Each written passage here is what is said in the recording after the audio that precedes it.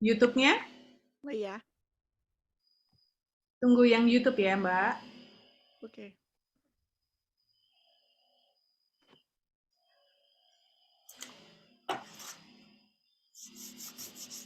Sudah ada yang mulai di waiting room?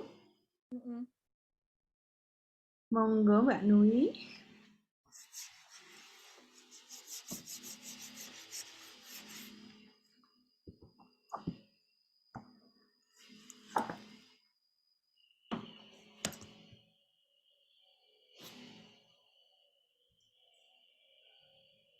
Gimana Mbak Nui? Lancarkah ke YouTube?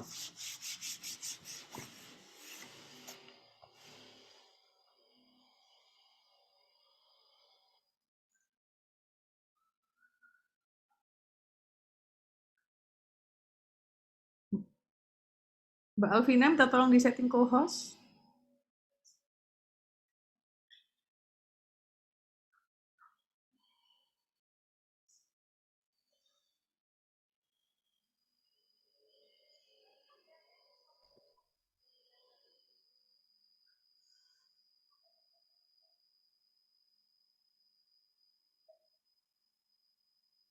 Gimana Mbak Nui? Ada kendala kah?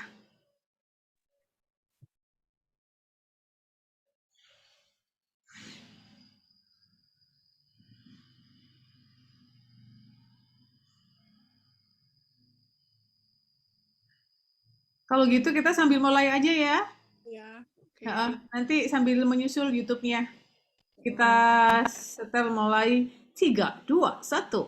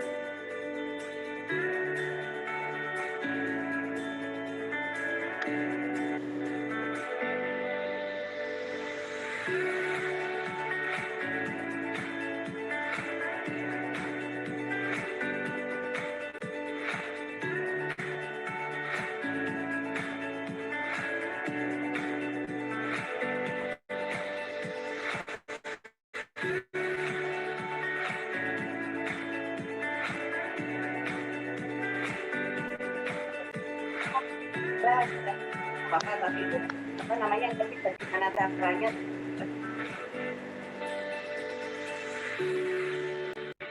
semangat memberi manfaat, selalu berkontribusi memberikan inspirasi, dan selalu bahagia menebar canda tawa. semoga selalu memberikan manfaat dan dapat meningkatkan kualitas ibu-ibu serta calon ibu di Indonesia. Semoga bisa selalu menginspirasi supaya ibu-ibu menjalankan semua perannya dengan bahagia. Bersyukur IPI bisa menjadi komunitas belajar bagi para ibu di seluruh Indonesia untuk terus bahagia dan berdaya. Semoga tambah sukses, semakin menjadi wadah yang nyaman untuk ibu-ibu bertumbuh, berkarya, dan belajar di dalam sana. Semoga Ibu Pembelajar Indonesia semakin besar, semakin membawa banyak manfaat untuk ibu dan para calon ibu Indonesia. Semoga kedepannya IPI akan semakin berdampak dan membawa semakin banyak manfaat untuk lebih banyak lagi ibu dan calon ibu Indonesia. Dan untuk para relawan, semakin semangat ya. I love you.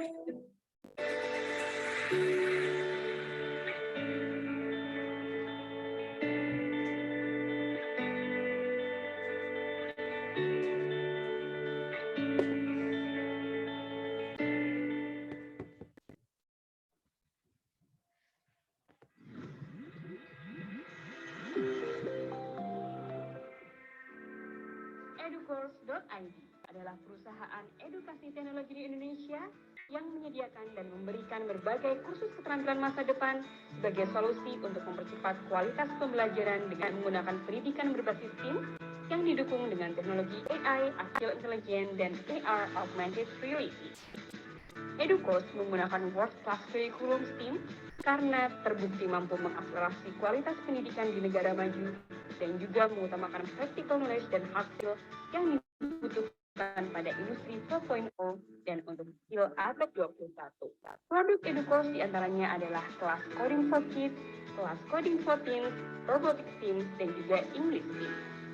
Educourse memiliki berbagai kelas bahasa asing sebagai supportive produk dengan teknologi AI sebagai learning buddy dan juga speaking buddy. Para siswa dapat berlangganan kursus dengan memilih antara metode asinkronus, tidak tatap muka, ataupun sinkronus dengan tatap muka. Kami juga berkolaborasi dengan banyak sekolah untuk mengembangkan market sebagai ekstrakurikuler dan intrakurikuler pelengkap pembelajaran keterampilan masa depan siswa. Keunggulan kami adalah organisasi pertama di Indonesia yang bersertifikat STEM dari Amerika dengan menggunakan teknologi canggih yaitu AI kecerdasan buatan sebagai teman belajar siswa. Educourse juga telah memenangkan lebih dari 20 kompetisi nasional dan internasional dalam 12 bulan terakhir dan juga terpilih sebagai perwakilan startup Indonesia untuk showcase di Korea Selatan dan juga Jerman. Let's join us! Educourse.id, your future skill accelerator.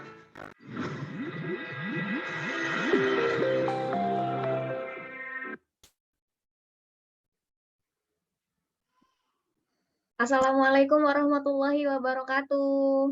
Selamat pagi para ibu pembelajar. Apa kabarnya nih hari ini? Luar biasa banget deh, hari Sabtu, weekendan, masih aja belajar. Acungkan jempol untuk kita semua ya. Apa kabarnya hari ini? Sehat dan bahagia ya? Insya Allah, amin.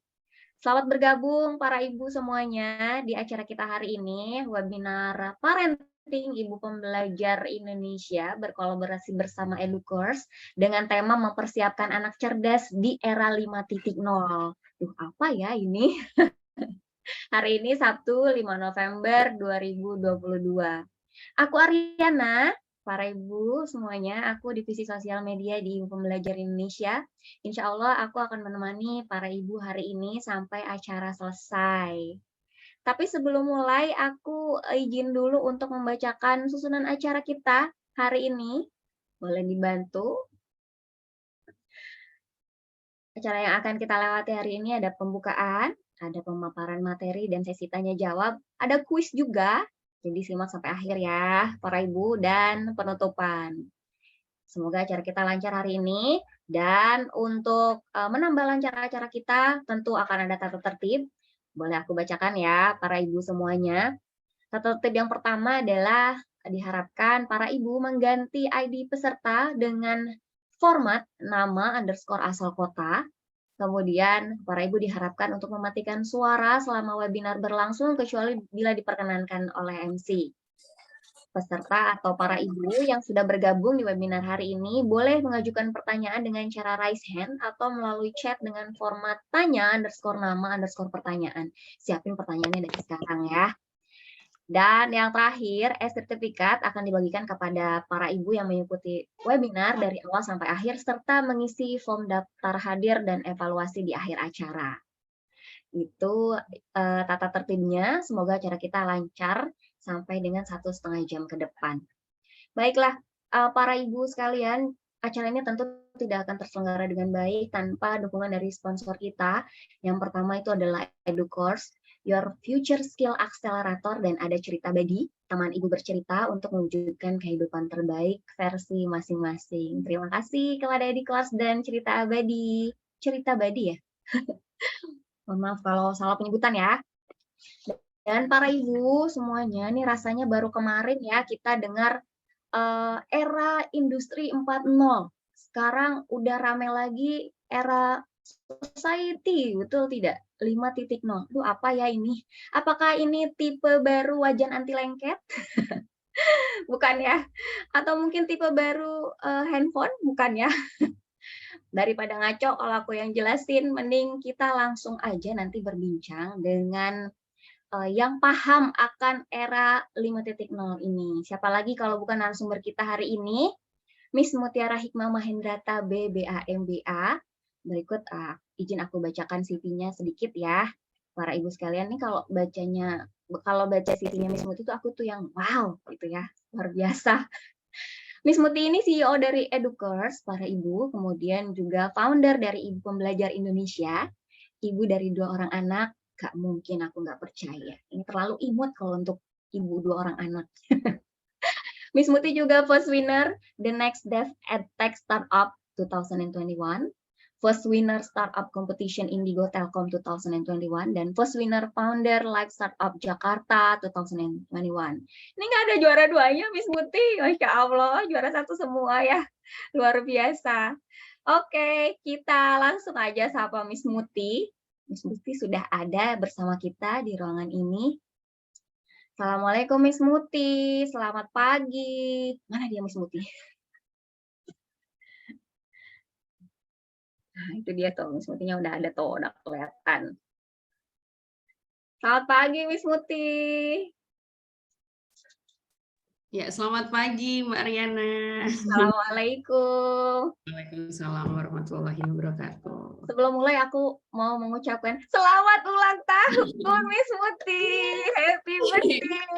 Alhamdulillah, terima kasih. Wish you all the best, sehat selalu, juara selalu, dan terus membersamai kami para ibu yang ingin belajar ini. Amin. Aduh, aku.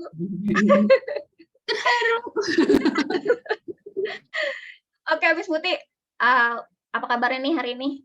Baik, alhamdulillah, luar biasa. Semangat. Semangat. Nggak kemana-mana Miss Muti hari Sabtu?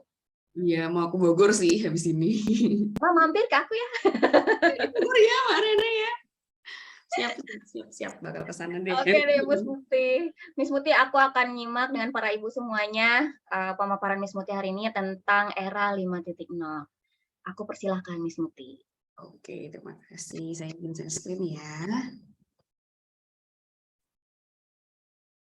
Sudah terlihat? Ada, Miss. Oke, baik. Assalamualaikum warahmatullahi wabarakatuh. Selamat pagi, semangat pagi. Pagi. Semoga teman-teman Ibu Pembelajar Indonesia di seluruh Indonesia tetap bersemangat di hari Sabtu pagi ini. Dan tentunya hari ini kita akan belajar ilmu baru ya. Dan ini saya juga sebenarnya baru belajar juga nih. Tadi subuh gitu saya coba belajar kembali, rework kembali, dan semoga ini juga bisa langsung diajarkan. Dan kita berbagi bersama dalam acara live webinar parenting hari ini dengan tema mempersiapkan anak cerdas di era 5.0. Oke, sebelumnya terima kasih Mbak Ariana, Mbak Sisil, Mbak Yowan yang sudah, dan Mbak Fitri yang dan teman-teman relawan lainnya yang sudah mempersiapkan live webinar hari ini.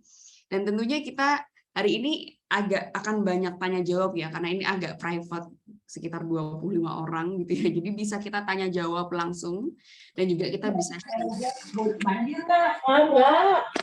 teman-teman. Oke, baik. Bismillahirrahmanirrahim. Mungkin tak kenal maka tak sayang, seperti biasanya. Saya kenalan dulu. Mutiara Hikmah, boleh dipanggil Mutia, atau biasa dipanggil di sini Miss Mutia gitu ya. Jadi kalau di EduCourse, kebetulan di company saya, itu punya sebutan sendiri atau designation sendiri, itu panggilannya Miss Mutia. Boleh sih, biar ala-ala orang Inggris gitu ya. Nah, alhamdulillah saat ini diamanahkan di EduCourse sebagai CEO, dan kebetulan juga sama-sama membantu merintis IP bersama teman-teman relawan di sini. Dan hari ini kita langsung masuk ke materinya ya teman-teman, tentang kecerdasan di era 4.0 dan bagaimana kita cara mendidik anaknya. Nah sebelumnya nih, kalau cerdas, kira-kira dari Mbak Ariana boleh denger dong, kira-kira cerdas itu definisinya apa Mbak? Kalau dari Mbak Ariana sendiri ya, kalau di sini kan definisi based on KBBI ya. Nah kalau dari Mbak Ariana sendiri, cerdas itu gimana? Kalau menurut aku, Miss, cerdas itu nggak hanya bisa memahami ya, tapi mengaplikasikan apa yang dia pahami dalam kehidupan sehari-hari. Wah, mantap jiwa. Mantap, mantap. Mungkin ada ibu-ibu lainnya yang mau raise hand, mau cerita cerdas definisi menurut masing-masing. Anyone? Atau just go ahead ya. Oke. Jadi kalau benar nih, kalau Mbak Ariana tadi mempunyai, kita semua ya pasti mempunyai definisi masing-masing untuk melihat sudut pandang cerdas itu sendiri. Nah kalau dari KBBI ini kan dasarnya definisi kecerdasan itu adalah perkembangan akal budinya, berpikir, mengerti dan sebagainya gitu ya. Jadi lebih ke arah kognitif kalau kita melihat dari asal kata KBBI ini. Kognitif kenapa? Kita sebutnya kognitif. Kognitif ini lebih ke arah kecerdasan yang sifatnya akademik gitu ya, kita sebutnya kognitif. Karena arahnya ke arah berpikir, mengerti, menganalisa begitu ya. Nah, ini arahnya kalau kita mencerna definisi cerdas sesuai dengan apa yang kita pahami sehari-hari, lebih ke arah kognitif. Nah, sebenarnya kalau kita tarik ke belakang teman-teman, kita kan berpedoman bukan hanya melalui KBBI ya, tapi juga mungkin di sini kebanyakan yang Muslim juga, kita berpedoman melalui Al-Quran dan Sunnah. Ada definisi cerdas yang diucapkan sama Rasulullah ternyata. Unik sekali. Jadi orang cerdas menurut Rasulullah ini adalah orang yang mampu menekan nafsunya, beramal untuk kehidupan setelah kematian. Jadi mempersiapkan kehidupan itu untuk kematian nanti, untuk di akhirat nanti. Sedangkan orang dungu, ini kan lawannya orang cerdas ya, adalah orang yang mengikuti hawa nafsunya dan mengangankan kepada Allah berbagai angan-angan. Oh, ini saya juga terhentak karena saya baru belajar sih tadi pagi. Saya mau review kembali, nggak mau kalau materinya sama-sama yang lain ya. Jadi sebisa mungkin di setiap pembicaraan, di setiap event, saya mempunyai ilmu baru yang bisa saya tularkan juga ke teman-teman semua. Dan bahkan kita berbagi dan belajar bersama. Jadi saya review kembali, sebenarnya cerdas menurut Sunnah dan Al-Quran itu seperti apa sih? Ternyata itu orang yang bisa mengingat kematian dan menyiapkan bekalnya ketika di dunia. Gitu ya. Wah ini kan ternyata, oh kita pikir cerdas itu lebih ke sisi kognitif aja, tapi ternyata bukan hanya kognitif. Tapi bagaimana penyerapan kita tadi bisa menjadi sebuah bekal. Artinya apa sebuah bekal? Adalah manfaat. Nah, ini dia. Ternyata 3 amal ya, ini kita review kembali. 3 amal yang tidak terputus karena kematian. Karena tadi ya, cerdas itu adalah orang yang pandai menyiapkan bekalnya sebelum kematian. Bekal apa? Bekal yang akan jariah atau akan mengalir terus-menerus ketika nanti kita dalam keadaan wafat gitu ya. Yang pertama adalah bekal sedekah jariah. Nah, sedekah jariah ini adalah ya kita bisa memberikan manfaat yang tiada putus, seperti misalnya kita menyumbang atau kita menyumbang untuk pembuatan sumur begitu ya. Ini apa? Akan ada alir mengalir setiap tetesnya, Allah akan hitung berapa pahala kita yang kita bantu untuk membuat sumur tadi.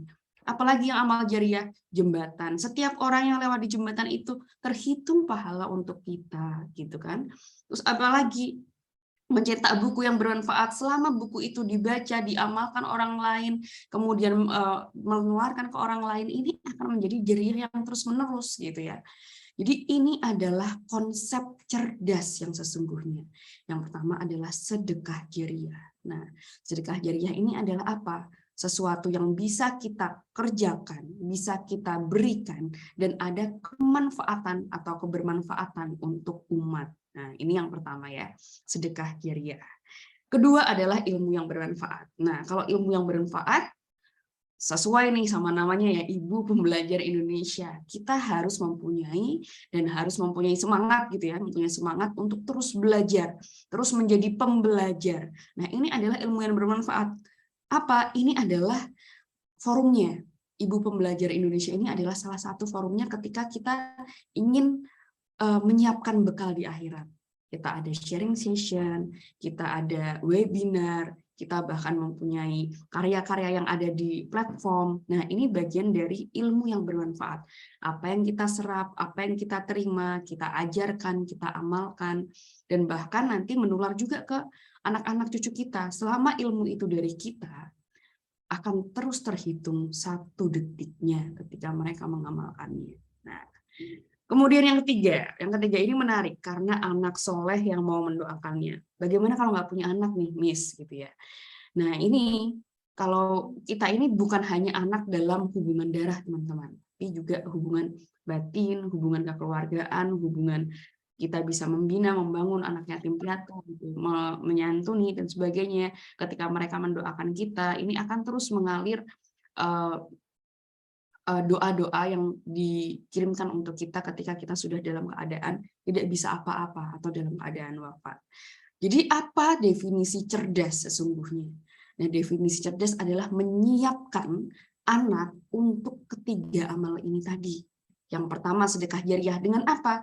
Dengan menyiapkan anak menjadi anak yang kaya raya. Kalau saya sebut kaya raya, berkah berlimpah. Jadi kalau kita mau nyumbang jembatan nih, kita mau membangun sumur nih, kaya raya di sini bukan hanya dalam segi harta, tapi juga dalam segi jiwa, dalam segi karya.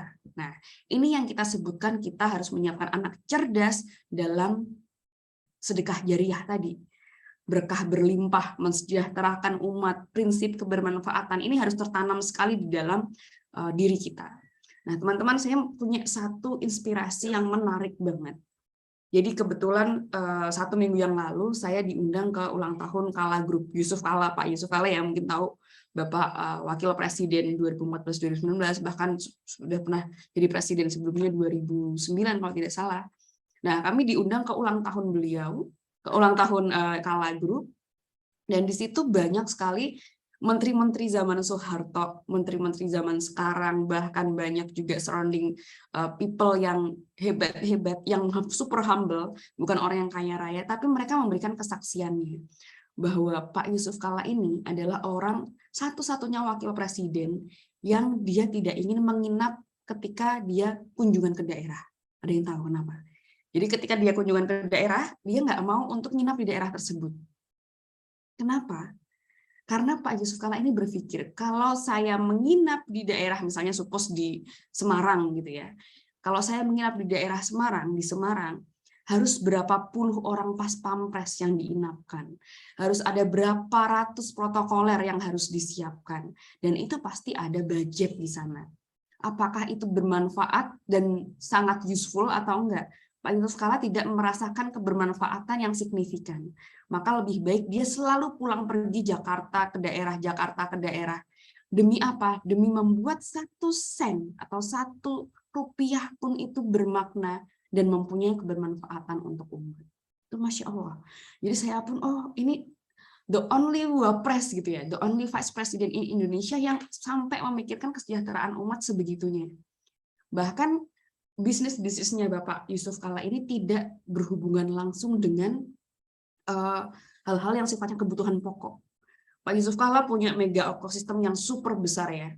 Jadi saya kalau cerita tentang sedekah jariah, Masya Allah dia ini adalah salah satu pemimpin yang teladan ya. Beliau punya 7 ekosistem, mega ekosistem di Indonesia. Khususnya di Indonesia Timur, beliau adalah pemimpin perusahaan terbesar di Indonesia Timur. tapi tidak ada satupun yang berhubungan dengan kebutuhan pokok. Karena apa? Itu adalah kewajiban kita, tidak boleh mengambil yang bukan hak kita, sampai seperti itu. Pertama, kebutuhan pokok dia nggak mau main. Kedua, tambang. Beliau ini punya bisnis sebegitu banyaknya, tapi tidak bermain di tambang sekalipun. Karena ini adalah sumber daya alam yang memang layak untuk dinikmati oleh masyarakat, tapi tidak dikeruk untuk kekayaan pribadi. Nah, ketiga, dia juga nggak mau bermain di sesuatu yang abu-abu kayak apa? Kayak hotel misalnya. Karena beliau ini lebih berpikir untuk apa yang bisa bermanfaat untuk umat. Jadi fokusnya adalah PLTU, pengembangan jembatan, dan sebagainya. Jadi prinsip sedekah jariah ini sangat mengalir di dalam diri beliau. Bahkan di anak-anaknya sampai sekarang sudah ada 4 generasi Kala Group. Dan terakhir, yang menarik adalah Pak Yusuf Kala ini adalah salah satu orang yang paling banyak membangun masjid di Indonesia.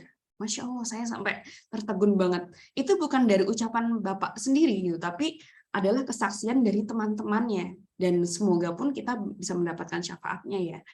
Jadi itu dia, membangun masjid untuk apa? Sedekah jariah keluarganya. 4 generasi survive, 4 generasi tidak ada masalah. Masya Allah, dibandingkan maaf misalnya dengan konglo-konglo lainnya di Indonesia, beliau ini termasuk yang paling humble dan nggak mau kelihatan ini Kala Group.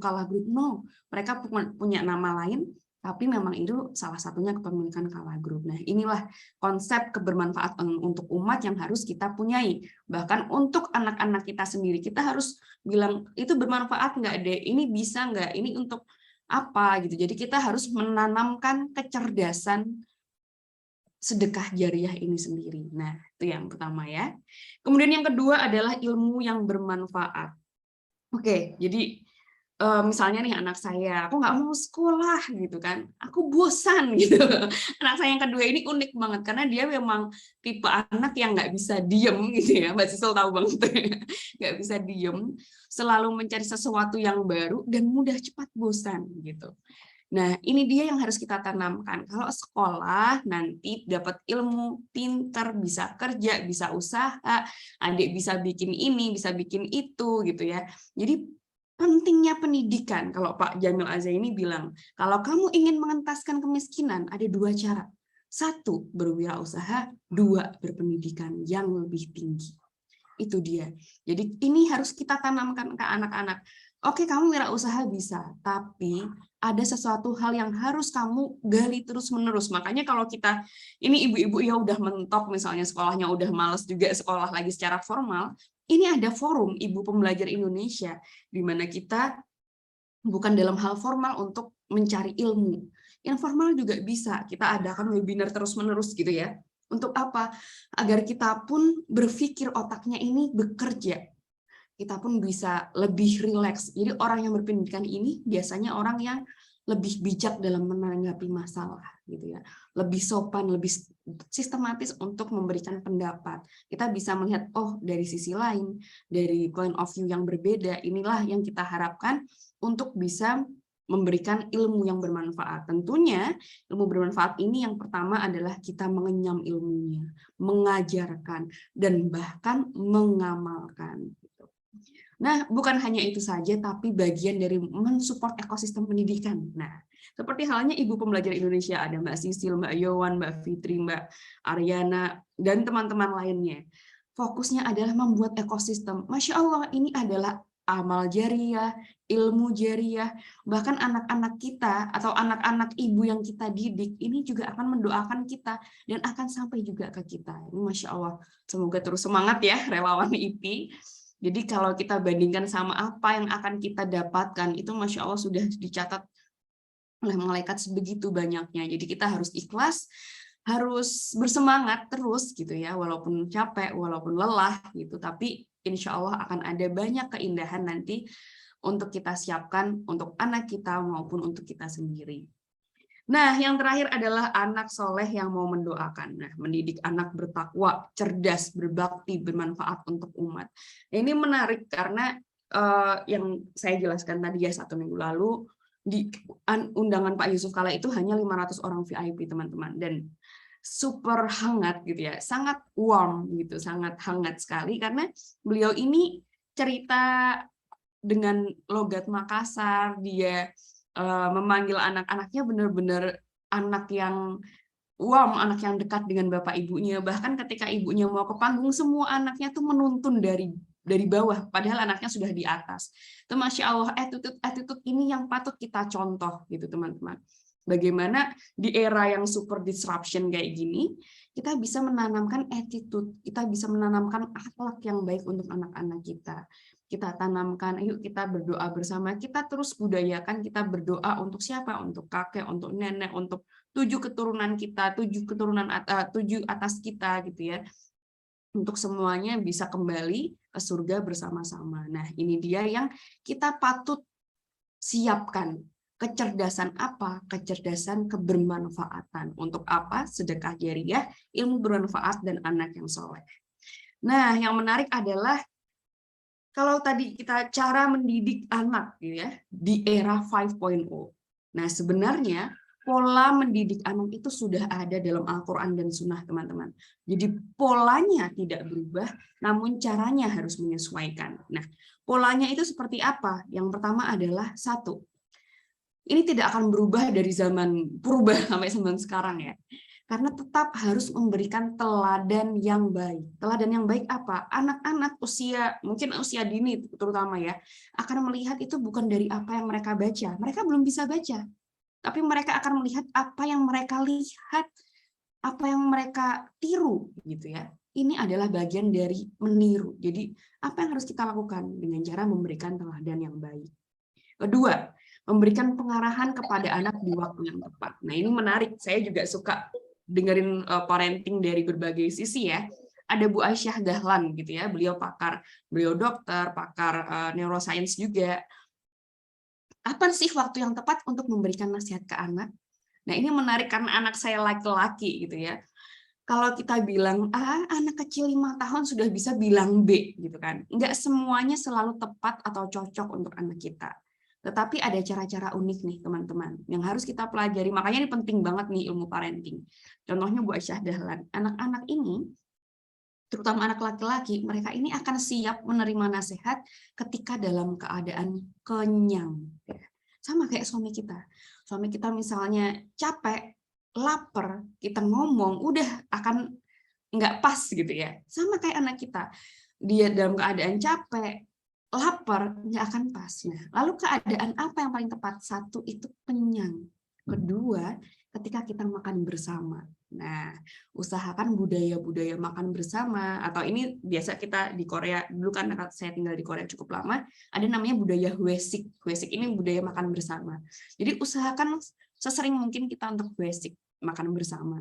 Kita bisa share, bisa menasihati dengan cara yang lebih baik, sama-sama kenyang, mensiap dalam keadaan otaknya siap untuk menerima gitu ya. Ini adalah memberikan pengarahan kepada anak di waktu yang tepat. Ketiga adalah bersikap adil. Ini memang kita harus konsisten ya. Kakak boleh, aku kok nggak boleh? Adik boleh, kok aku nggak boleh? Nah ini ya. Jadi kita sendiri sebagai orang tua punya PR yang besar banget. Sampai saat ini saya masih banyak PR di situ ya, karena harus bersikap adil dan konsisten. Kenapa adik boleh? Kenapa kakak boleh? Nah, ini yang harus kita sampaikan, adik boleh karena adik butuh apa gitu. Kakak boleh, tapi hanya seperti ini karena kakak seperti apa. Jadi ini adalah kita harus konsisten di dalam situasi apapun. Misalnya kita ngasih gadget nih ketika dia makan, tapi nanti di luar kita nggak boleh gitu ya. Hal-hal ini yang harus kita komunikasikan dengan situasi yang berbeda. Nah, ini istilahnya pola bersikap adil ini sudah diterapkan secara lama gitu ya, udah ada sejak zaman Rasulullah, dan ini adalah bagian dari sunnah. Kemudian keempat adalah menunaikan hak anak. Kalau makan, kalau sekolah, ini bukan bagian dari servis kita ibu-ibu, tapi ini adalah bagian dari hak anak-anak. Misalnya anak-anak ingin hiburan, ya itu haknya dia gitu. Kita berikan hiburan. Dia butuh jalan-jalan, dia butuh berpendidikan yang lebih baik, lebih layak gitu. Dia butuh makan yang sehat. Itu adalah hak anak. Jadi kita ini kewajibannya adalah mensupport semua hak anak. Nah, Ada lagi nih undang-undang tentang hak anak, apa aja hak anak untuk dihormati. Nah, ini bagian juga dari PR kita juga. Hak anak untuk didengarkan pendapatnya. Ini hak anak, ini yang masih saya PR juga gitu ya. Sometimes kita pinginnya A ya A. Kebetulan karena saya dan suami sama-sama pendidik gitu. Sometimes kita juga agak direct one way gitu ya. Jadi kayak one direction ke anak-anak. Padahal mereka ini butuh yang namanya didengarkan. Nah, ini pun masih jadi PR. Jadi ini sekaligus jadi review dan PR kita bersama ya Bapak Ibu untuk pengingatkan kembali. Nah, kelima adalah doa. Hendaknya orang tua pun juga mendoakan anak-anak. Nah, ini unik. Mungkin saya juga udah pernah cerita nih ke Miss Yowan ya. Jadi waktu itu ibu saya tuh tertarik banget ke salah satu orang tua murid gitu ya. Orang tua wali yang beliau ini kerja di pasar, jadi orang tuanya ini usaha di pasar. Tapi Masya Allah anaknya dari nomor 1 sampai nomor 3 ini sukses semua, S1, S2, S3 di luar negeri semua. Padahal ibu ini orang yang biasa aja gitu. Ibu saya tertarik langsung tanya ke ibunya, Bu, saya boleh tahu nggak doa ibu ke anak ibu itu apa sih? Saya mau ikutin, saya mau nyontoh. Itu ibu saya waktu saya masih SMA kelas 1, 2 gitu kan. Kemudian ibu pasar ini bilang, saya itu mendoakan pertama, ya Allah, mudahkanlah, berkahilah, dan berikanlah anak saya keberuntungan. Masya Allah, gitu ya. Keberuntungan, teman-teman. Jadi sometimes kita, ya Allah, jadikan anak kita yang soleh-solehah, gitu kan. Ini doa-doa orang tua, doa-doa yang biasa kita jadi default, gitu ya. Tapi ada doa ibu ini yang menarik, yaitu sebuah keberuntungan, gitu.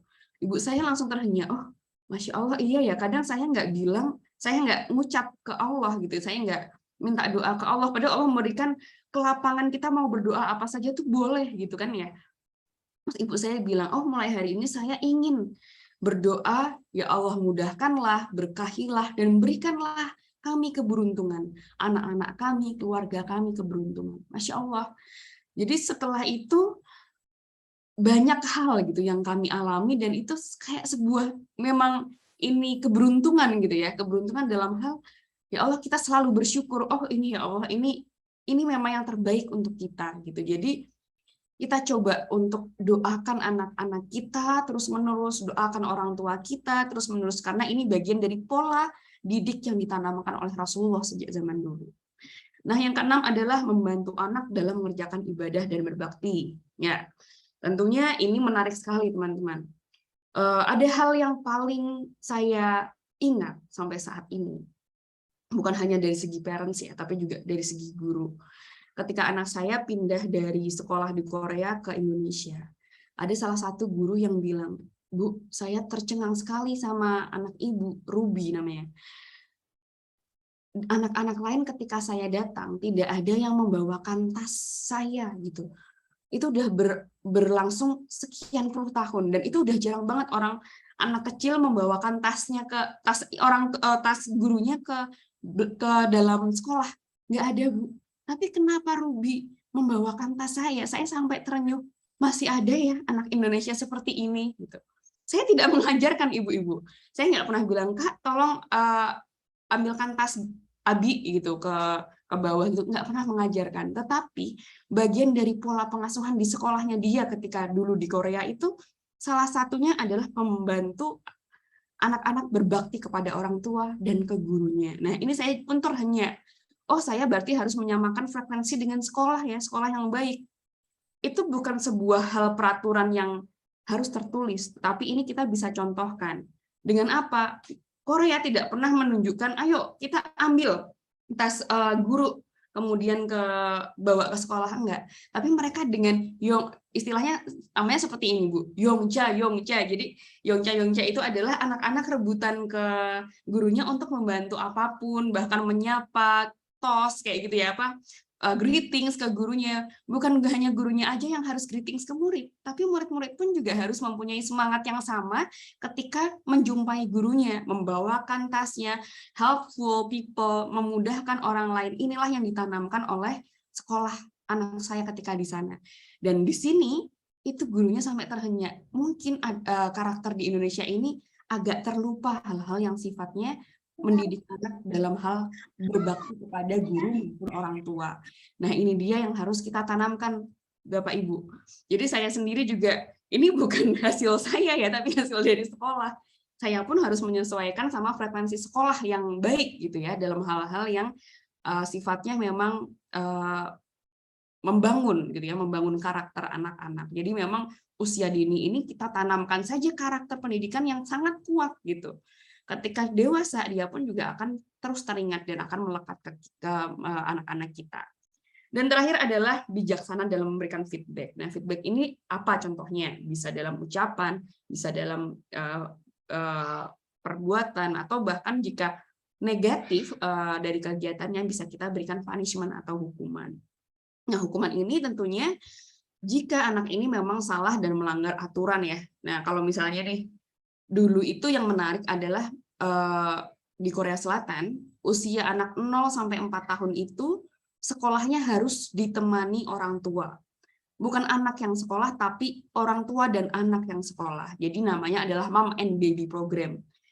Jadi saya pun, waktu anak saya umur 1 tahun udah mulai tuh 9 bulan ya, itu sudah bisa masuk sekolahnya.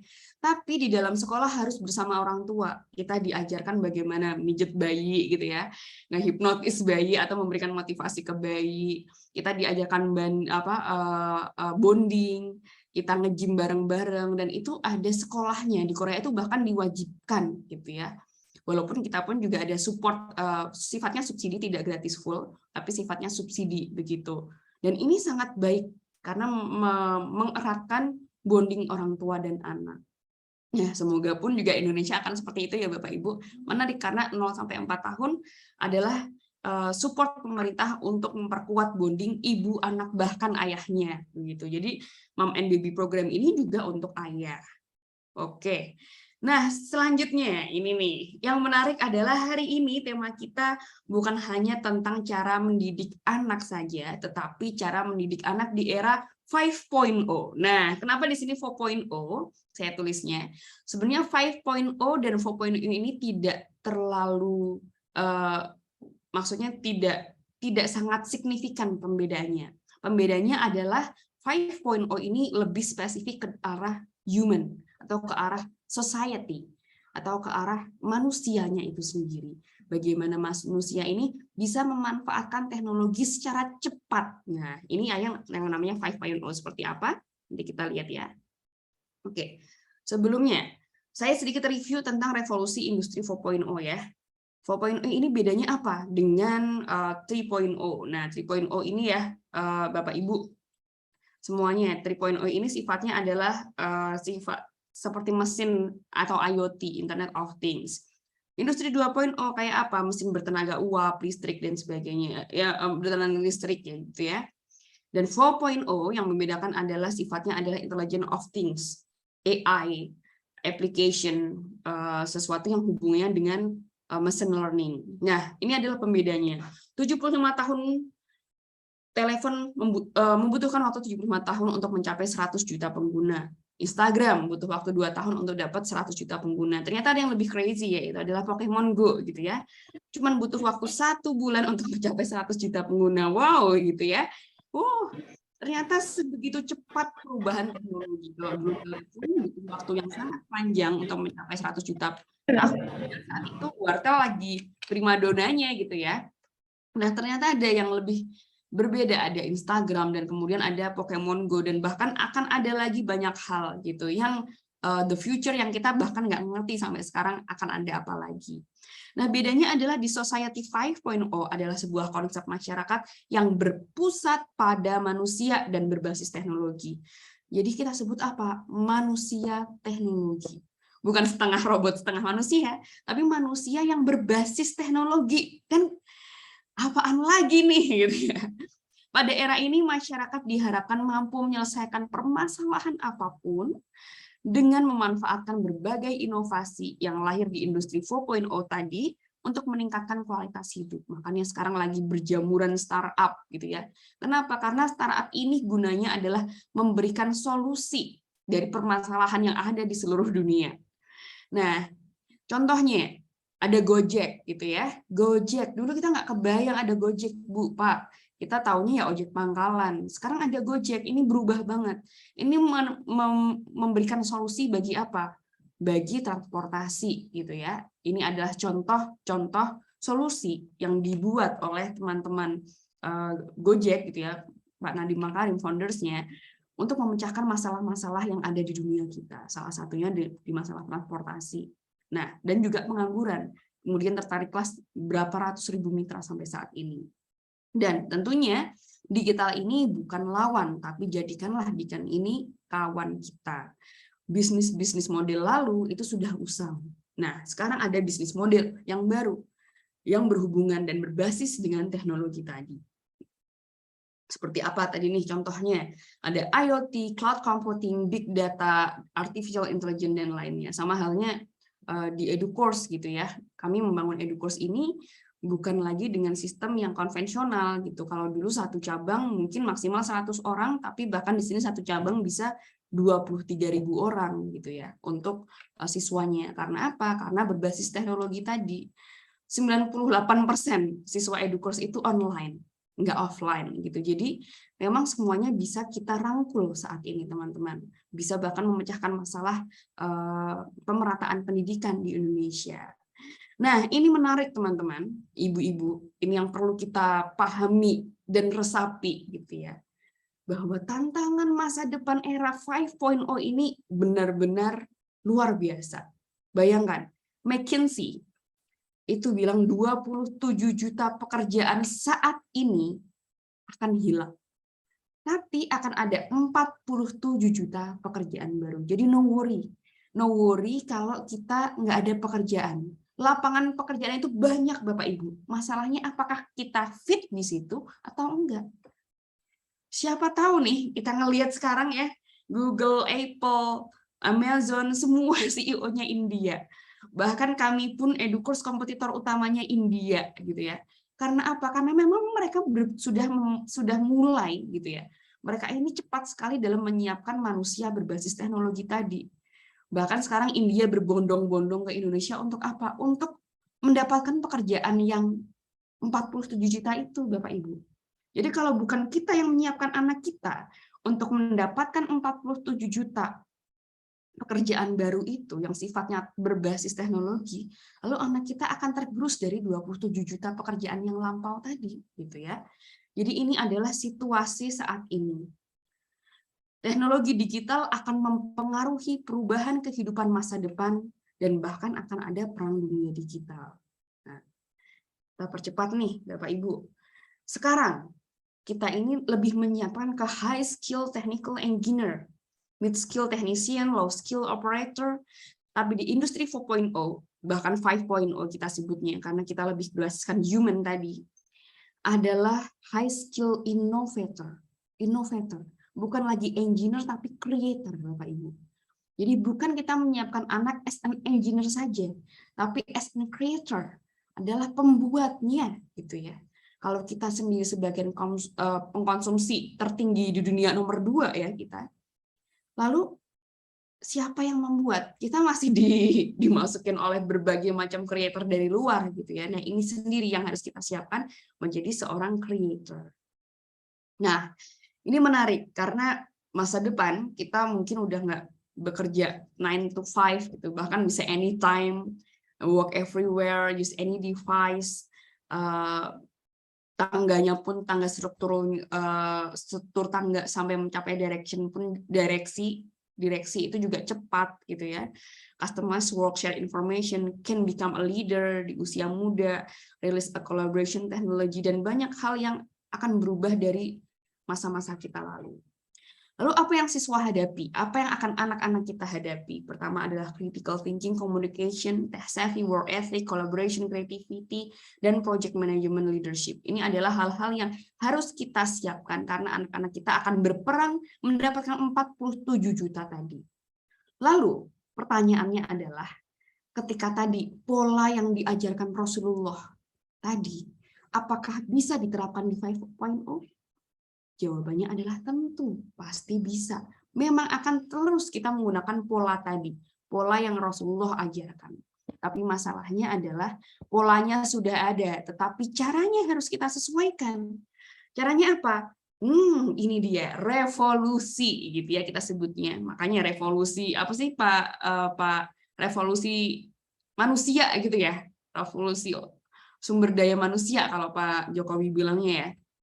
Nah, ternyata revolusi ini bukan hanya polanya sudah ada ya, tadi dari zaman Rasulullah polanya sudah ada, tapi caranya ini yang perlu direvolusi.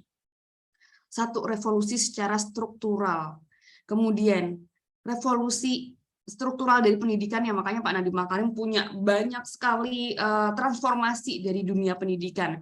Ada implementasi kurikulum merdeka, ada kurikulum merdeka, kampus merdeka 3 semester di kalian boleh do anything, apapun yang kamu mau silahkan dikerjakan gitu kan. Ini adalah pendidikan di era 4.0. Kita harus beradaptasi dengan zaman. Didiklah anakmu sesuai dengan zamannya. Polanya sudah ada, caranya yang kamu sesuaikan. Caranya apa? Guru, parents, orang tua harus bisa memanfaatkan teknologi. Masalahnya adalah fungsi guru besok ini sudah bukan hanya sebagai fasilitator pengajar. Apa sih yang nggak bisa di-replace sama teknologi? Yaitu adalah nilai, etika, budaya, kebijaksanaan, pengalaman. Seperti yang saya jelaskan tadi. Ketika anak saya belajar di Korea, diajarkan apa? Mesin nggak bisa ngajarin Bapak Ibu untuk anak-anak ngasih tahu contoh yang baik, untuk membantu gurunya naruh tasnya di sekolah. Enggak. Teknologi nggak bisa mereplace itu, Bapak Ibu.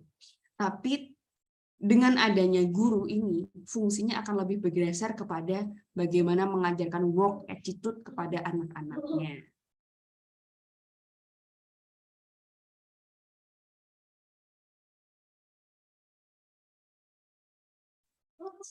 Oke, selanjutnya, nah ini banyak sekali media yang bilang kalau guru pun juga harus berubah. Parents pun juga harus berubah.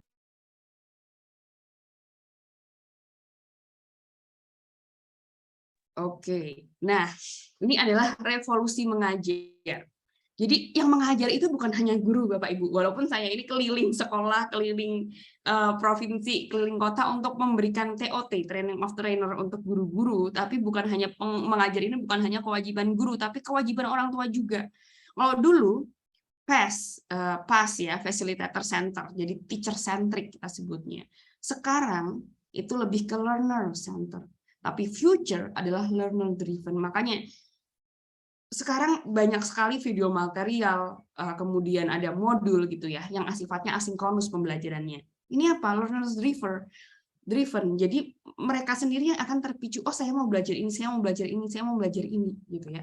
Ada polanya, ada statistiknya. Sudah tidak butuh yang namanya teacher centric, tapi kita akan menjadi fasilitator untuk mengarahkan attitude mereka belajar, memotivasi mereka belajar, karena itu yang tidak bisa digantikan oleh teknologi. Kemudian dulu ada classroom learning, ada e-learning. Nah, future into future semuanya cukup menggunakan mobile atau social learning.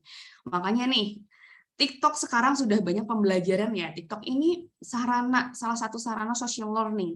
Jadi kalau kita daripada kita baca banyak ratusan buku, lewat TikTok bisa lebih enak gitu ya kita lihatnya gitu. Nah, ini bagian dari social learning itu sendiri. Dan fokusnya adalah community focus. Nah, seperti halnya Ibu Pembelajar Indonesia, fokusnya apa? Komunitas. Komunitas yang berbagi, mendapatkan ilmu, kita ada sharing dan kita ada banyak karya yang ditampung dan kita share kembali. Nah, ini dia yang kita sebut adalah revolusi mengajar, gitu ya. Jadi revolusi mengajar bukan hanya pekerjaan guru, tapi juga pekerjaan orang tua untuk memfasilitasi anak-anak kita, menyiapkan mereka untuk learning agility atau agile dalam belajar.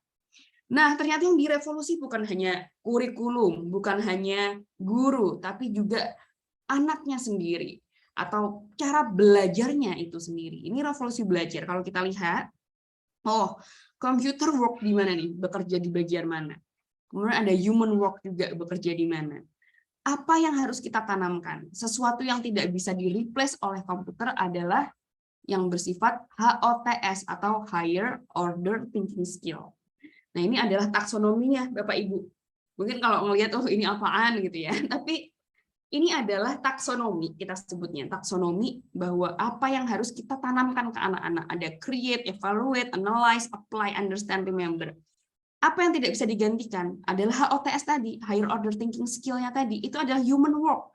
Yang membuat sistem siapa? Anak. Yang membuat mesin siapa? Anak. Gitu. Jadi kita justru yang menciptakan. Masih ada skema human work di sini. Bukan hanya komputer yang akan bekerja. Tapi kita pun juga ada kesempatan untuk mengambil alih di taksonomi ini. Oke.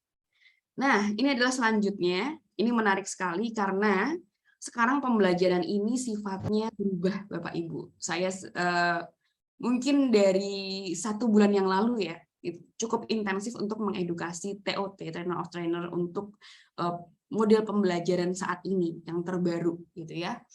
Ada Perpres nomor 68 tahun 2002. Itu tentang revolusi pembelajaran khususnya pada sekolah menengah kejuruan atau SMK atau pendidikan vokasi. Nah, mereka ini akan difokuskan pada hal-hal yang sifatnya scientific, pendekatan saintifik dengan inquiry, discovery, PBL, PBGL, PBT, teaching factory. Nah, ini juga bukan hanya PR untuk SMK, tapi juga untuk SD, SMP, SMA. Sekarang sifatnya sudah mulai ke PBL, PBGL, PBT, teaching factory. Aduh, makanan apa nih Mbak Mutiara gitu ya. PBL adalah problem based learning. Jadi anak-anak nih kita berikan masalah-masalah agar mereka bisa terpacu untuk memberikan solusinya. PBGL artinya adalah project based learning. Ini PJBL ya harusnya ya, PJBL, project based learning. PBT, product based learning atau based on teaching factory nantinya. Kemudian ada teaching factory. Jadi kita alihkan sesuatu yang pekerjaan di sana atau industri di luar sana ke sekolah gitu. Jadi sekolah ini wajib mengajarkan sifat-sifat pekerjaan yang nanti relate gitu ya. Masalah di Indonesia apa? 46% pendidikan di Indonesia ini nggak relate sama kebutuhan industri, Bapak Ibu. Jadi makanya banyak banget pengangguran di Indonesia dari SMA, SMK, universitas ya, karena nggak relate, karena nggak berhubungan. Kita di sini diajarin ABC, kita diajarin Halinaka, diajarin kimia yang hafal-hafalan gitu ya.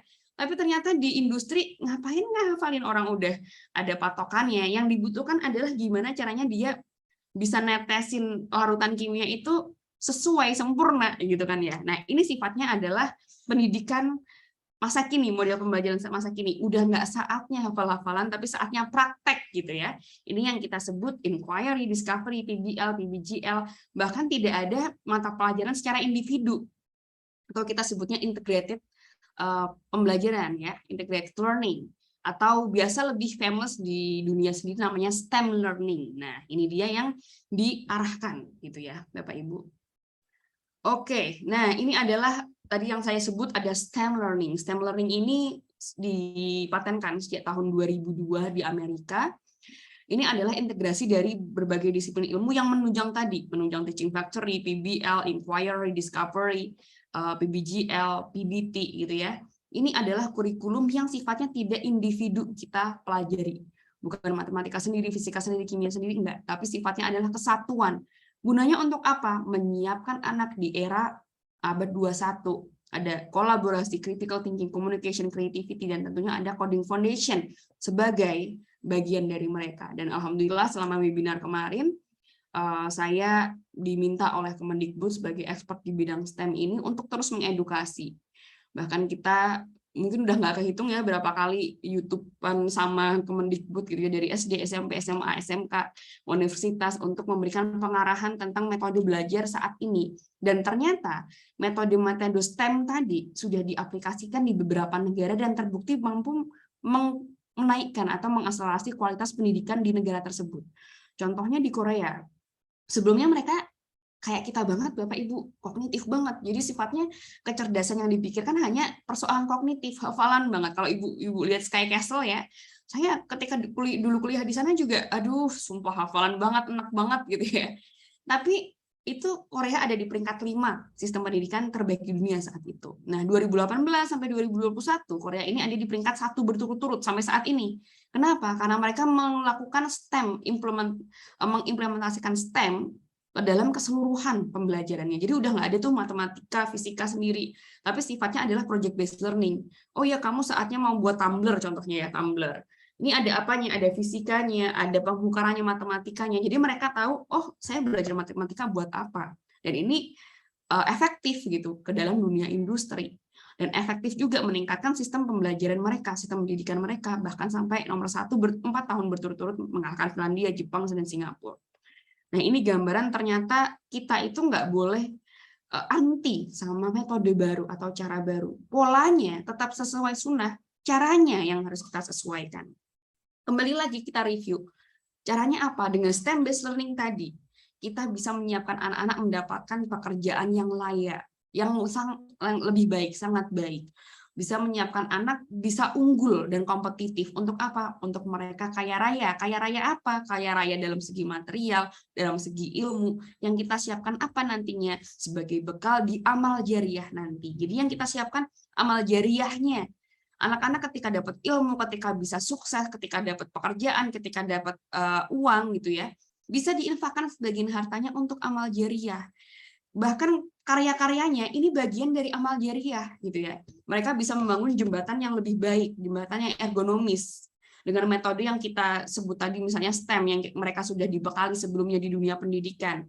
Mereka bikin jembatan yang lebih baik, mereka bikin sumur yang efektif untuk perkampungan di rural area misalnya. Ini adalah bagian dari amal jariah anak-anak kita. Dan ini yang harus kita siapkan kecerdasannya. Kemudian ilmu jariah.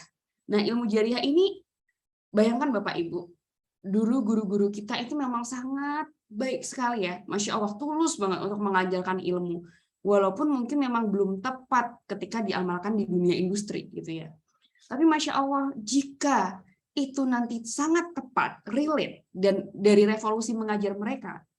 Kayak misalnya nih, dulu kita hafalan rumus-rumus yang nggak kepake, kan sayang ya Bu ya, pahalanya mengajarkan aja nih, gitu kan. Tapi bayangkan kalau sampai kepake dengan tadi metode STEM tadi, kepake gitu kan akhirnya, ya akhirnya akan ada pahala tambahan, yaitu adalah mengamalkan, bahkan mengalir sampai ke pembuatan jembatan. Ini kan ilmu kita sebagai guru, sebagai pendidik, diajarkan dalam bentuk pembelajaran tadi, diamalkan oleh anak didik kita, bahkan sampai ke sebuah produk yang akhirnya bisa menjadi amal jariah buat kita semuanya. Itu Masya Allah. Dan bahkan semuanya selalu mendoakan yang kita kontribusikan. Nah, ini kan adalah bekal yang tepat, kecerdasan yang tepat. Dari definisi KBBI, dari yang diajarkan oleh Rasulullah gitu ya, sejak zaman dulu pola-polanya, dan bahkan sudah ada patokannya. Kamu tuh belajar buat apa? Kamu diciptakan di dunia buat apa? Buat bekal ini, buat cerdas dalam hal kebermanfaatan untuk umat ini. Nah, selanjutnya ini dia. Jadi mungkin saya pun juga ini ya, maksudnya tidak ingin istilahnya kalau zaman sekarang nggak pingin pinter dewe gitu ya, tapi ingin juga meniru Bapak Haji Kala gitu ya, Pak Haji Kala, Pak Yusuf Kala, untuk memberikan kebermanfaatan untuk umat. Nah, disinilah kami ada beberapa founders juga, Pak Permata dan juga Pak Subhan, ingin juga nih ini bagian dari ibadah kami. Kerja itu ibadah Bapak Ibu. Jadi kalau kita kerja ujungnya untuk apa? Nah, saya dan keluarga gitu ya, memang pendidik dan memang juga usaha gitu ya. Jadi kita melihat dari basis kebermanfaatan untuk umat. Oke, tadi kita ada ekspor di bidang STEM. Kita sudah pelajari STEM di Korea Selatan, di Amerika, di Singapura. Nah, kita bawa nih keahlian kita yang kita tadi serap, kemudian kita amalkan. Dan amalkannya pun bukan hanya dalam bentuk mengajar, tetapi juga dalam bentuk sebuah ekosistem pendidikan. Nah, inilah yang kami coba untuk kita bangun bersama ya Bapak Ibu, namanya educourse.id. Ini adalah platform pembelajaran untuk STEM learning. Kita memang salah satu produk unggulannya adalah coding untuk anak-anak, karena di Indonesia sendiri coding belum menjadi mata pelajaran wajib. Jadi kami ke sini untuk mengisi opportunity itu dan problem-problem anak-anak yang ingin instan. Ketika dihadapkan dengan coding, mereka nggak akan bisa instan, tapi mereka akan berpikir secara sistematis, problem solving, untuk menyiapkan pola pikir mereka yang 4C tadi, untuk disiapkan menjadi pekerja atau pengusaha yang lebih baik dan sistematis. Nah, ini saya sedikit kenalkan, ada Pak Permata, ada Pak Subhan, ada saya. kedua orang tua kami semua ini pendidik guru, Bapak Ibu. Nah, alhamdulillah, Masya Allah. Jadi kalau ada istilah ngetrennya orang-orang ya, bapak ibunya guru, insya Allah anaknya netes-netes gitu kalau kata orang Jawa. Netes-netes itu apa? Ya mungkin tidak hanya jadi guru lagi gitu, tapi juga bisa jadi dosen, bisa jadi yang lainnya yang lebih baik dari orang tuanya. Karena ilmu yang ditularkan ke orang tuanya ini insya Allah akan berbalik 1000 kali lipat gitu ya. Dengan apa? Dengan anak yang soleh, anak yang sukses gitu ya istilahnya. Dan anak-anak ini kami Pak Permata, Pak Subhan ini ingin juga berkontribusi dengan passion kami, dengan passion keluarga kami untuk tetap di dunia pendidikan. Salah satunya dengan memberikan platform pendidikan berbasis STEM tadi. Nah, kami pun harap anak-anak saya pun saya berkontribusi untuk ini, insya Allah akan ada feedback untuk anak-anak saya gitu ya. Nah, ini yang kita berikan. Alhamdulillah kemarin juga kami officially menjadi mitra pembangunan dari Kemendikbud. Ada Pak Nadiem di sini, ada saya juga gitu untuk tanda tangan bersama. Dan alhamdulillah juga sudah mulai dipandang di Indonesia ya. Kita sekarang punya 5 center Bapak Ibu di Indonesia di beberapa kota, dan kita welcome banget buat Bapak Ibu, ibu-ibu semuanya untuk anaknya mampir gitu ya, ataupun mencicipi pembelajaran kita yang berbasiskan STEM tadi, salah satunya dengan coding. Alhamdulillah kita juga sudah roadshow ke berbagai kota dan provinsi di Indonesia bersama dengan Telkom dan juga dari pemerintah daerah dan pemerintah pusat.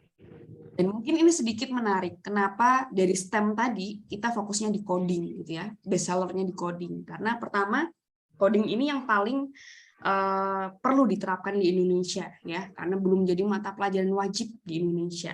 Nah, adanya implementasi kurikulum Merdeka membuat sekolah bisa mengambil kurikulum atau apapun atau mata pelajaran apapun, dan tentunya kami hadir sebagai solusi. Tadi kan masalahnya apa? Masalahnya pendidikan di Indonesia nggak ada pembelajaran coding yang sebenarnya paling dibutuhkan di era 4.0, 5.0 tadi, tapi belum ada. Nah, di sinilah kita memberikan solusi. Ini alternatifnya loh, Bapak Ibu yang mungkin sekolahnya belum ada coding bisa les di kami. Kami pun juga ada langsung ke sekolah-sekolah. Saat ini sudah 30 sekolah, 3 bulan ini berjalan, kita mulai Agustus kemarin, dan insya Allah akan ada 110 sekolah yang MOU, sudah MOU ya, yang akan kita terapkan dimulai bulan Januari. Nah, ini adalah gambaran tadi bagaimana kita ingin berkontribusi. Bapak Ibunya harus juga cerdas gitu ya, agar anak-anaknya pun juga cerdas. Jadi inilah bagian visi misi dari Ibu Pembelajar Indonesia. Wadah untuk membuat Bapak Ibu, membuat ibu-ibu, anak-anak kita menjadi anak-anak yang cerdas, bisa bersaing, dan tentunya bisa membuat Indonesia lebih baik di masa depan. Baik, itu mungkin dari saya, Mbak. Panjang banget ya. Baik, wabillahi taufiq wal hidayah. Wassalamualaikum warahmatullahi wabarakatuh.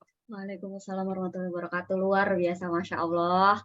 Dari kalau baca tugas akhir nih, dari latar belakang, sampai simpulan, sampai sarannya ada dari Miss Muti. Masya Allah banget ya, Ibu Bapak yang sudah hadir di sini.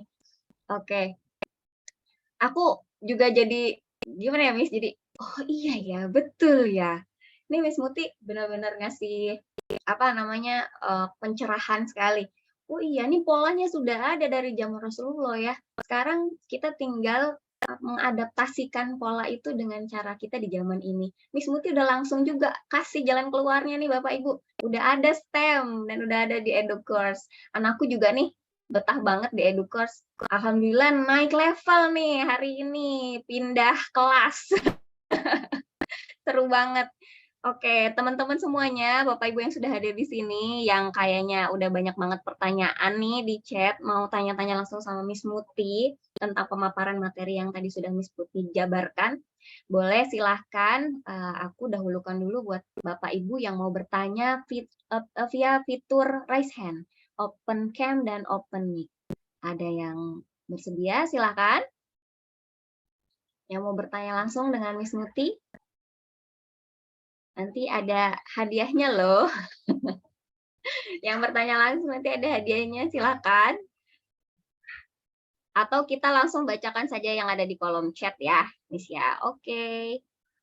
Tuh, ada kuis juga nanti, dan penanya terbaik nanti akan mendapatkan free course dari EduCourse nih. Aku scroll dulu ke atas. Iya.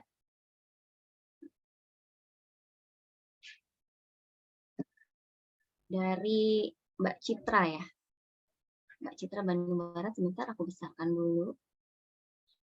Izin bertanya Mbak, saya memiliki anak yang berumur 6 dan 4 tahun. Saat ini anak saya yang berumur 4 tahun jika menginginkan sesuatu atau tidak ada kalanya ketika kakaknya ingin suatu barang dan ternyata adiknya juga, dan itu ada satu, adiknya mengeluarkan jurus menangis keras. Akhirnya saya minta kakaknya untuk mengalah. Sampai beberapa kali seperti itu, gitu ya. Sebentar. Saya ngerasa, terkadang saya ngerasa tidak adil dengan kakaknya, tapi saya masih bingung juga harus bagaimana. Karena jika kakaknya tidak mengalah, adiknya suka menangis. Bagaimana baiknya saya bersikap ya Mbak, agar adiknya tidak seperti itu lagi dan bisa berlaku adil dengan kakaknya. Terima kasih. Ini untuk segi parentingnya ya. Miss Muti boleh coba dijawab dulu yang pertama ini ya. Silakan Miss Muti. Terima kasih. Ini juga saya juga punya problem yang sama ya. Anak kedua selalu lebih kreatif mengeluarkan jurus-jurus. Sama Mbak. Jadi sebenarnya saya pun juga masih jadi PR. Mungkin bisanya cuma berbagi ya, nggak bisa nasehatin karena sampai sekarang juga nggak solve sih. Kayaknya akan terus-terusan kayak gitu. Cuman mungkin ada salah satu tips trik gitu ya. Kalau biasanya saya bilang adik 10 menit dulu, nanti kakak ya gitu. Kakak 10 menit. Mungkin kita karena ada satu barang ya kita bagi dari segi waktu gitu. Tapi biasanya ya memang didahulukan adik dulu gitu ya. Tapi kadang ya nanti kita akan dapat tips and triknya sendiri ya. Kalau saat ini kalau saya sendiri pakai waktu adik 10 menit, biasanya adik udah cepet puas, cuman pingin menang dari kakaknya. Mungkin dia cuman makanya 5 menit, habis itu kakaknya gitu ya. Nah ini yang bisa kita siasati. Nah terus terang saya sendiri juga sering kasihan sebenarnya sama kakak. Karena dia biasa harus ngalah gitu ya. Dan akhirnya saya pun kalau misalnya mau tidur, saya bilang sama kakak juga, maafin Umi ya kak ya. Itu nanti kita mainnya bareng-bareng lagi, nanti mainannya buat kakak dulu kayak gitu. Jadi saya pun juga sering minta maaf juga ke anak pertama, apalagi yang paling sering kita ajak menderita gitu ya. Nah ini sih mungkin biar kakaknya nggak ngerasa kok adik duluan gitu ya, walaupun untuk memecahkan masalah secara cepatnya adik dulu 10 menit baru kakak gitu. Tapi kita pun juga harus memvalidasi perasaan kakak juga setelahnya gitu. Maaf ya kak ya, tadi adik nangis duluan, besok kakak ya gitu-gitu. Ya mungkin itu bagian dari tips trik yang saya pakai, tapi mungkin juga masih banyak tips trik lainnya yang mungkin ibu-ibu juga bisa sharing lainnya ya. Walaupun sampai saat ini ya terus aja berjalan kayak gitu. Gitu Mbak Ariana. Iya, namanya jadi orang tua nggak ada sekolahnya ya Miss. Tetap aja ada trial and error-nya ya setiap hari Miss. Oke, semoga membantu tadi Mbak Citra. Semoga menjawab, dan ini pertanyaan selanjutnya ada dari Mbak Nana ya tadi. Kalau untuk coding itu biasanya dimulai di usia berapa, Miss? Iya, kalau coding itu sebenarnya kalau kita melihat dari misalnya nih contohnya ada platform yang paling mudah ya, platform paling mudah itu Scratch. Nah, itu dari MIT itu yang membuat Scratch. MIT ini sebuah universitas ya, yang salah satu yang terbaik untuk technical di dunia. Dia ini memberikan kurikulum mulai dari 5 tahun, Bapak Ibu. Tapi ketika kami mencoba mengadopsi salah satu platformnya, tapi coding ini tidak selalu berbasis STEM. Kalau kita di tempat Edukos ini kan harus berbasis STEM ya. Jadi mereka menggunakan Scratch itu tapi akan ada basisnya STEM yang sendiri gitu kurikulumnya. Kalau di Indonesia sendiri kami sarankan untuk mulai usia 7 tahun. Kenapa? Karena dari segi fisik ini tuh ada perbedaan ketika anak bule, maaf ya Bu, karena MIT kan di Amerika. Anak bule itu dari segi fisik, segi postur itu lebih besar dan sudah siap menerima pelajaran walaupun mereka belum bisa baca. Tapi anak Indonesia biasanya tubuh ini kuat menopang dagu, kuat menerima pelajaran secara fisik. Mana Cat ya? Cat, ini cari Cat. Jadi kami sarankan bukan tentang badan atau postur, tapi juga kematangan gitu ya. Jadi kami sarankan lebih baik di usia sekolah kelas 1 begitu. betul. Sesuai dengan ketentuan sekolah di Indonesia juga ya, Miss Muti, 7 tahun baru boleh masuk SD. Nah, semoga terbantu Mbak Nana. Ada lagi pertanyaan, ini cukup panjang. Nah, izinkan aku untuk bacakan satu persatu ya, Miss ya. Siap-siap. Iya, dari Mbak Rina. Mbak Rina ya. Miss Muti, saya ada guru les private untuk SD SMP. Dalam proses mengajar, saya sering mengalami kendala berikut. Yang pertama, jika siswa mengalami kelelahan dan jadi malas belajar, bagaimana cara mendorong motivasi siswa ya, Miss? Sedangkan dengan adanya project-based learning itu kenyataannya memang cukup melelahkan bagi anak. Itu yang pertama. Yang kedua, gimana ya, Miss, cara menumbuhkan kemandirian anak? Kadang anak maunya dibantu terus untuk menjawab atau mengerjakan tugas. Dan yang ketiga, bagaimana cara membangun ketahanan belajar anak, terutama dengan kurikulum Merdeka sekarang yang banyak menuntut anak untuk belajar secara mandiri. Ya, betul. Silakan, Miss. Iya, betul. Jadi ini banyak sekali keluhan, terutama dari guru sebenarnya. Orang tuanya repot, gurunya repot juga, sekolahnya repot jadi kurikulum Merdeka. Pak Nadiem yang memang sudah terbiasa di dunia startup yang cepat gitu ya, gitu. Dan beliau pun memang cerdas gitu. Beliau berpikir A, B, C, D secara cepat, atau eksponensial, atau aksel gitu ya. Dan pinginnya growth eksponensial. Tetapi, to be honest, di bawahnya ini belum siap Bapak Ibu. Saya pun sebagai orang tua, kewalahan gitu ya. Memang kita harus adaptasi secara cepat. Misalnya dengan sekarang udah banyak sekolah yang harus PBL, problem based learning, project based learning. Yang kewalahan siapa? Guru dan orang tuanya. Tapi memang ini bagian dari pembelajaran Bapak Ibu. Kita dihantam terus-terusan kan. Kurikulum Merdeka harus ini, harus itu, banyak sekali program. Belum selesai ini ada apa lagi dari Pak Nadiem? Belum selesai ini ada apa lagi? Keteteran, iya keteteran banget gitu.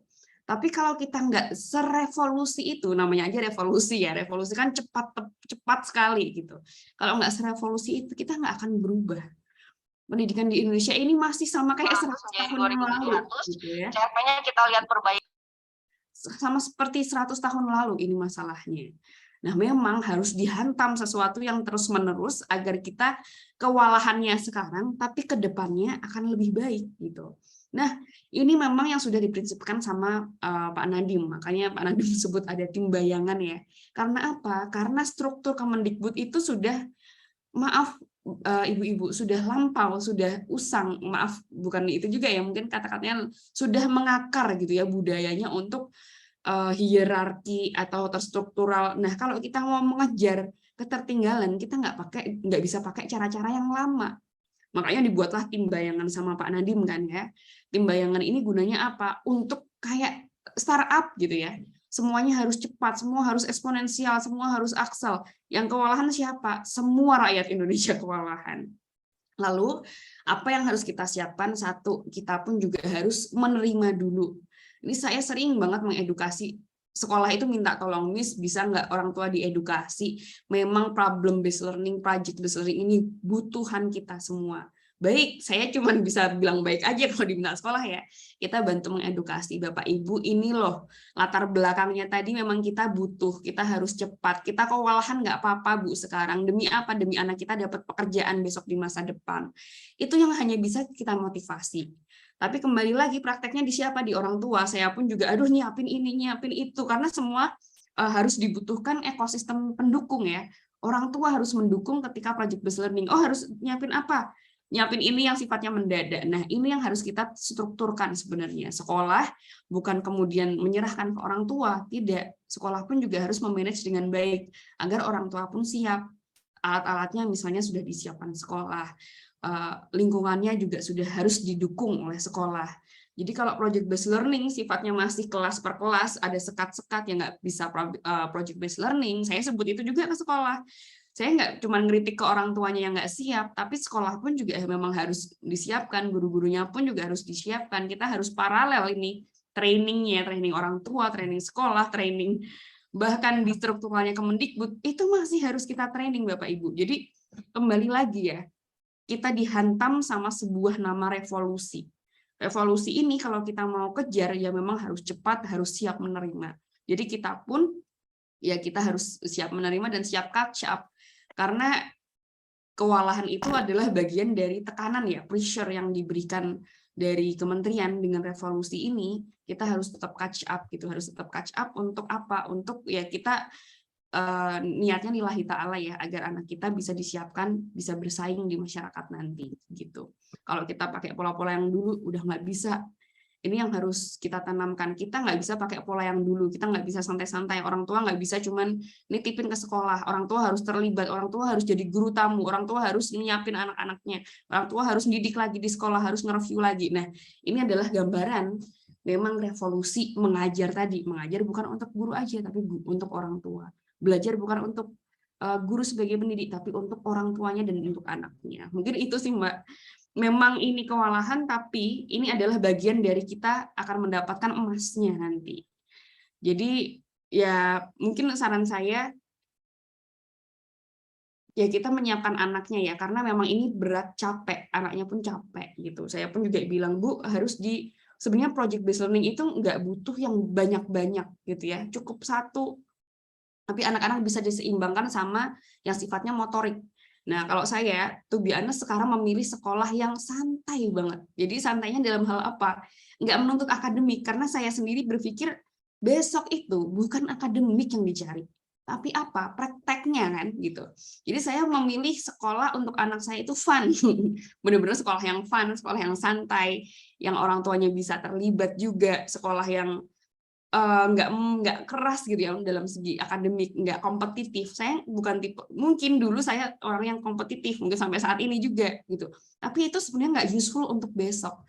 Yang kami butuhkan adalah sekolah yang bisa kolaborasi antar ekosistem. Jadi saya pun juga bilang ke sekolah, Bu, ini nggak apa-apa, ini cocok nggak sih untuk anak-anak kita? Biasanya banyak yang konsultasi juga sekolah mana yang cocok. Saya bilang tergantung kebutuhan ibu-ibu. Kalau saya sendiri punya pemikiran, saya nggak butuh anak yang kompetitif, saya butuh anak yang kolaboratif.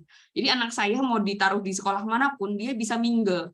Maksudnya dia gampang beradaptasi kemanapun, karena saya nggak butuh anak-anak yang kognitifnya aja yang diasah, tapi kolaborasinya yang sekarang harus diasah. Dan santai gitu ya maksudnya. Dan tentunya ada tips trik. Anak saya ini dulu awalnya memang sempat saya leskan di bidang akademik gitu ya. Nah, tapi saya ngelihat, oh ya pelajaran sekarang udah berat. Tematik itu berat Bapak Ibu, karena banyak sekali pelajaran yang memang dijadikan satu kan. Saya nggak pingin anak saya kecapean di rumah. Kecapeannya, maksudnya kecapean belajar lagi ya. Akhirnya, saya ngelesin sekarang itu olahraga semua. Tenis dia les, renang dia ikut, taekwondo dia ikut. Jadi hampir setiap hari itu lesnya fun, yang sifatnya adalah motorik gitu. Karena yang dibutuhkan anak sekarang bukan ketahanan dari segi psikologi atau segi pendidikan, tapi ketahanan jiwa, ketahanan sehat juga, raga gitu ya. Ini yang saya siapkan sebenarnya. Makanya kalau setiap Sabtu Minggu tuh keluarga kami itu udah kayak eskul olahraga, Mbak. Jadi paginya kita lari bareng-bareng, siangnya kita badminton sewa lapangan, sorenya kita renang atau kita tenis gitu. Jadi udah Sabtu Minggu full eskul olahraga kalau disebutnya. Dan tentu Senin sampai hari beberapa hari tertentu kita masukkan ke tenis atau ke yang lainnya, memang untuk nyiapin dari raganya mereka gitu ya. Kalau udah akademik mah udah di sekolah aja, mereka nggak usah perlu dikasih privat. Paling kita cuman review aja malamnya, tadi belajar apa gitu-gitu. Jadi nggak usah jadi beban lah. Kalau menurut saya kita harus turunkan standar. Kita udah bukan mutiara yang dulu ya, kayak dulu kan ibu saya ngedrill terus gitu ya, kamu harus ranking 1 gitu kan ya, ngedrill lagi di itu ya, Allah capek. Apalagi dulu saya sekolah itu Aksal, Mbak. Bayangin aja sekolah SMP Olimpiade, SMA Aksal Olim gitu kan. Dan itu capek banget, dan saya juga akhirnya kayak lelah gitu ya untuk belajar, walaupun akhirnya sampai sekarang masih belajar gitu, tapi mungkin itu tidak tepat diterapkan di cara yang sekarang, di era yang sekarang. Mungkin itu saran atau itu point of view masing-masing orang ya. Nah, sekarang saya pun juga lebih prefer sama kayak bapaknya. Kami berdua orang yang mungkin saat itu akademik oriented gitu ya, saya bapaknya Pak Subhan juga akademik oriented, tapi sekarang malah justru kita yang paling slow gitu di bidang akademiknya. Udah nyiapin aja, yang penting mereka happy, mereka olahraga, mereka jalan-jalan. Udah kalau akademik mah nanti aja SMA baru disiapin ke senam PTN gitu ya, istilahnya kayak gitu sih. Gitu. Oke, Mbak Rina. Wah, terjawab banget ini sih. Ada catatannya nih, turunin ekspektasi, bukan jauhin ya. Nggak zamannya kompetisi, tapi sekarang zamannya kolaborasi. Asik. Si semua nih. Terima kasih Miss Muti, Masya Allah.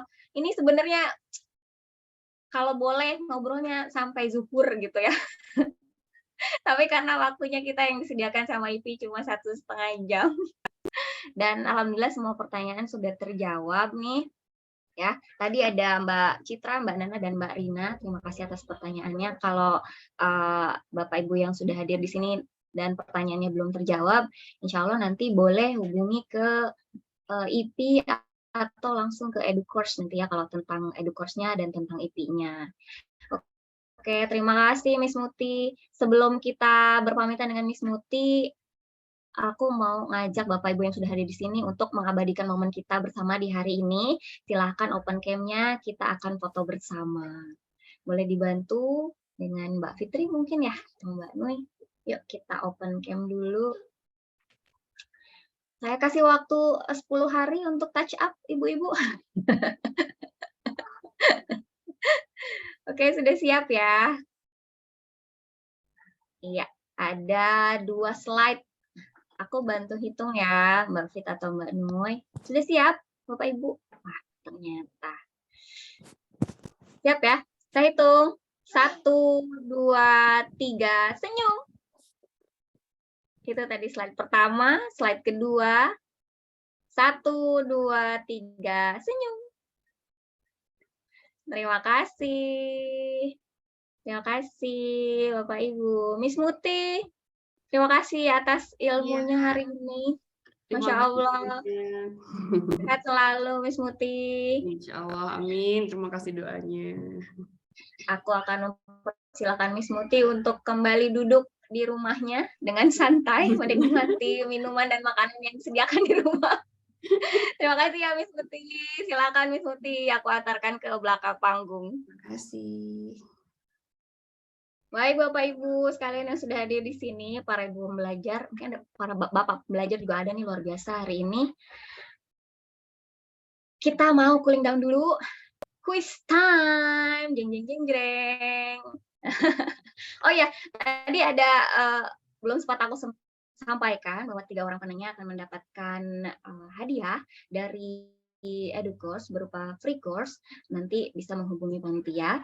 Kemudian sekarang kita akan kuis. Ini ada hadiahnya, e-wallet sebesar Rp25.000. Panitia boleh dibantu. Silahkan siapkan jarinya untuk menjawab di kolom chat. Siapa yang paling cepat, dia yang akan mendapatkan hadiah e-wallet sebesar Rp25.000. It's quiz time. Kita buka bersama-sama. 1, 2, 3. Ini dia pertanyaannya. Langsung dijawab di kolom chat. Jeng jeng. Siapakah aku? Aku adalah. Langsung ditulis di kolom chat. Ayo. Iya. Iya.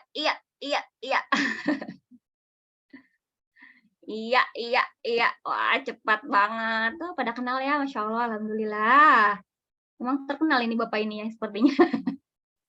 Stop. Iya, jawaban yang paling cepat adalah Mbak Saro dari Kota Bekasi. Selamat, betul sekali jawabannya. Kita sweep Bapak Nadiem Makarim, Mas Menteri Pendidikan Indonesia. Selamat untuk Mbak Saro. Dan satu lagi ya, ada spin wheel. Mohon dibantu Mbak Fit. Ada spin wheel ini yang terpilih, yang beruntung terpilih akan mendapatkan jurnal dari Cerita Badi. Kita putar bersama-sama ya. 1, 2, 3. Wing. Ya, diputar. Siapakah yang beruntung? Ini nama aku ada nggak sih? Ngarep banget ya. Stop. Yuli Syafia. Mbak Yuli Syafia, selamat terpilih untuk mendapatkan jurnal dari Cerita Badi. Alhamdulillah hari ini semua dapat hadiah, dapat ilmu juga ya. Senang banget nih. Oh, aku boleh Ini ya, boleh sebutkan siapa saja tadi yang beruntung. Yang pertama, 3 orang penanya yang akan mendapatkan hadiah dari EduCourse berupa free course. Ada Mbak Citra, Mbak Nana, dan Mbak Rina. Itu yang mendapatkan free course dari EduCourse. Kemudian ada Mbak Saro yang tadi menjawab kuis tebak gambar, dan ada Mbak siapa namanya? Mbak Yuli. Mbak Yuli ya. Mbak Yuli. Oke, bagaimana cara mengklaim hadiah? Bisa tolong dibantu? Cara mengklaim hadiahnya, Mbak Panitia? Kirim melalui WhatsApp ya. Dengan format Mbak Fitri. Mbak Fitri, Mbak Nui boleh dibantu cara untuk mengklaim hadiah? Iya. Jadi ditunggu sebentar ya, Bapak Ibu sekalian. Ini dia tata cara mengklaim hadiahnya. Boleh di screenshot, boleh dipoto dulu supaya nanti bisa mengklaim hadiah. Kirimkan WhatsApp dengan format IP webinar era 5.0 underscore nama lengkap, underscore alamat, underscore nomor handphone, underscore email melalui nomor yang sudah tertera di layar. Maksimal besok pukul 21 waktu Indonesia Barat. Kalau nggak WhatsApp nanti hadiahnya buat aku. Kayak ibu-ibu. Baik, terima kasih. Usai sudah kebersamaan kita di event hari ini. Tapi Ibu Bapak sekalian yang ada di sini, jangan lewatkan next event yang akan diselenggarakan oleh Ibu Pembelajar Indonesia, yaitu live Instagram IP dan Rumah Suryo bersama Mbak Sisil. Ya, temanya tips interior rumah mungil. Aku harus lihat supaya rumahnya jadi besar. Enggak ya? Oke, dan ada live webinar The Power of Intelligence, anak berpotensi dan orang tua happy. Jangan lewatkan ya. Dan masih banyak lagi event-event yang lain di Ibu Pembelajar Indonesia. Jangan lupa intip Instagramnya Ibu Pembelajar Indonesia dan webnya Ibu Pembelajar Indonesia. Ya, next. Terima kasih kepada para sponsor yang sudah mendukung acara hari ini, yaitu EduCourse, Your Future Skill Accelerator, dan Cerita Badi, teman Ibu bercerita untuk mewujudkan kehidupan terbaik versi diri masing-masing. Terima kasih. Baiklah, Ibu Bapak sekalian, Aryana pamit. Terima kasih atas kebersamaannya selama 1,5 jam ke belakang. Insya Allah kita akan bertemu lagi di lain kesempatan. Mohon maaf atas segala kesalahan dan kekurangan. Terima kasih atas perhatiannya. Sampai jumpa lagi. Selamat siang. Assalamualaikum warahmatullahi wabarakatuh. Dah.